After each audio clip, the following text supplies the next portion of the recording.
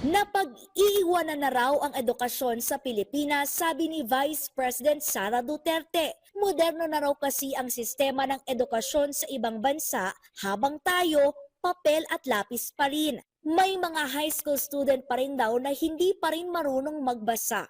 Ang batikos ni VP Duterte na nagsilbing pinuno ng Department of Education sa loob ng 2 taon, hindi pinalagpas ng Malacanang. Kung ano man ang kanyang nireklamo, dapat natupad na po sana niya ito sa kanyang panahon.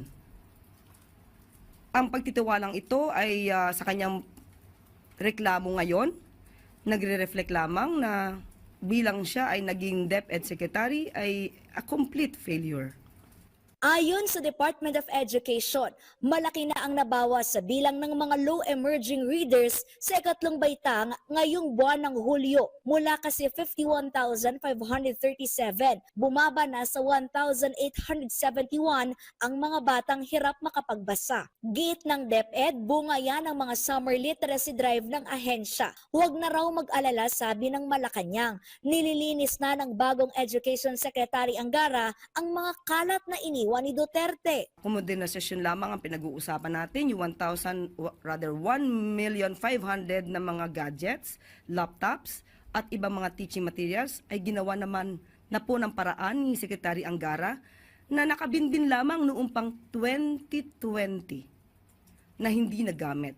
So 2024 lamang ito nasa sa ayos ni Secretary Angara. Inihayag ni Duterte ang batiko sa isang event sa Kuwait.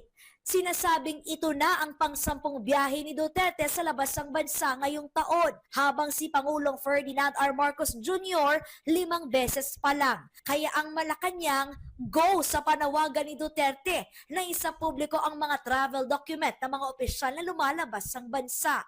Kung gusto po nilang ilabas, basta po ang Pangulo kapag ka po lumalabas, alam naman po ng media. At pinapaalam po at nagre-report ng kanyang mga pangyayari at kanyang maaaring nakakuha ng mga investments at para sa mga turismo. Nagre-report po ang Pangulo. Kalezal Pardilia para sa Pambansang TV sa Bagong Pilipinas.